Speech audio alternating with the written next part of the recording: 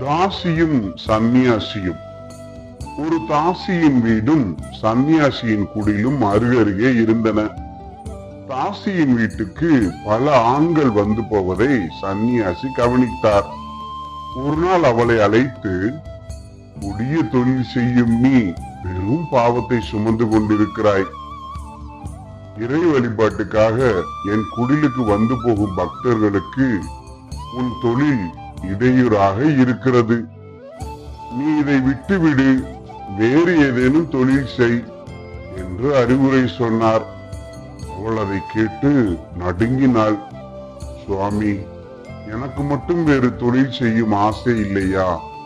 பாவ புதையலுக்குள் அமைந்து கொண்டிருக்கும் எனக்கு வேறு வேலை தர எல்லாரும் மறுக்கிறார்களே. ஒழுக்கம் கெட்டவளை வீட்டு வேலைக்கு சேர்த்தால் என் கணவனுக்கும் வாழ்க்கைக்கும் அல்லவா ஆபத்து என்று குடும்ப பெண்கள் என்னை கடிகிறார்களே. நான் என்ன செய்வேன்? இருப்பினும் இதை விட்டுவிட முயற்சிக்கிறேன் என்றாள். பட்டினி கிடந்தேனும் செத்துவிட முடிவெடுத்தாள். ஒவ்வொரு நாளும் தான் செய்த பாவ தொழிலுக்கான மன்னிப்பு வேண்டி இறைவனிடம் ஆத்மார்த்தமாக பிரார்த்தித்தாள். ஆனால் வாழும் சமுதாயம் அவளை விடவில்லை. உன் பரம்பரையே இந்த தொழில் செய்துதானே பிழைத்தது, நீயும் கெட்டு போனவள் தானே, இப்போது பத்தினி போல் நடிக்கிறாயா என்று கேவலமாக பேசியதுடன் அவளை வலுக்கட்டாயமாகவும் இழுத்து சென்றனர் சில பாதகர்கள். வேறு வழியின்றி அதையே அவள் தொடர்ந்தாள். இறைவனிடம் தன் நிலையை சொல்லி சொல்லி அழுதாள். அவளது மனமாற்றத்தை அறியாத சந்நியாசி தான் சொல்லியும் அந்த பெண் கேட்கவில்லையே என கோபம் அடைந்தார். ஒவ்வொரு நாளும் அவளது வீட்டுக்கு வந்து போகும் ஆண்களின் எண்ணிக்கை அளவுக்கு கூழாங்கற்களை எடுத்து ஓரிடத்தில் போட்டார். அந்த குவியல் தினமும் உயர்ந்து கொண்டே வந்தது. ஒரு நாள் அவளிடம் அந்த குவியலை காட்டி, நீ செய்த பாவத்தின் அளவை பார்த்தாயா? சொல்ல சொல்ல கேட்க மறுக்கிறாயே என்று கடிந்து கொண்டார். அந்த குவியலை கண்டு மலைத்த அந்த அப்பாவி பெண் இறைவனிடம், கடவுளே, இனியும் இந்த தொழில் எனக்கு வேண்டாம். தற்கொலை செய்வது பாவம் என்கிறார்கள், இல்லாவிட்டால் அதை செய்திருப்பேன். நீயாக என் உயிரை எடுத்துக்கொள் என்று கதறி அழுது பிரார்த்தித்தாள். அவளது கோரிக்கையை இறைவன் ஏற்றான். அன்றிரவே அவளது உயிர் போனது.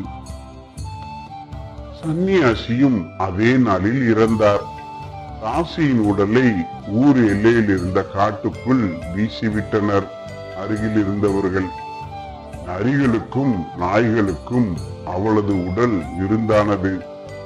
சந்நியாசியை மலர்களால் அலங்கரித்து மலர் பல்லக்கில் ஏற்றி முறைப்படி அடக்கம் செய்தனர்.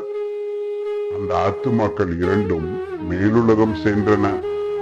அங்கிருந்தவர்கள் யமதூதர்களை அழைத்து தாசியை சொர்க்கத்துக்கும் சந்நியாசியை நரகத்துக்கும் அனுப்ப கூறினர். சந்நியாசி கதறினார். பாவிக்கு சொர்க்கம், எனக்கு நரகமா என்றார்.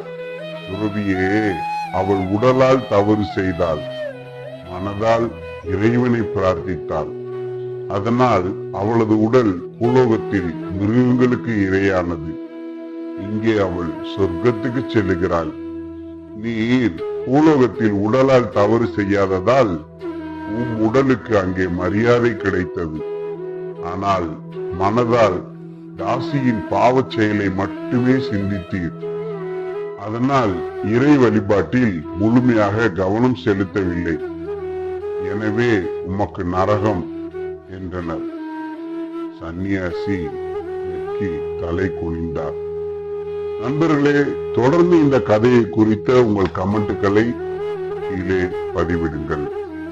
தொடர்ந்து இது போன்ற கதைகளையும் கேட்பதற்கு நம் தமிழ் நம்பர் 1 ஸ்டோரிஸ் சேனலை சப்ஸ்கிரைப் செய்ய மறக்காதீர்கள் நண்பர்களே. வணக்கம்.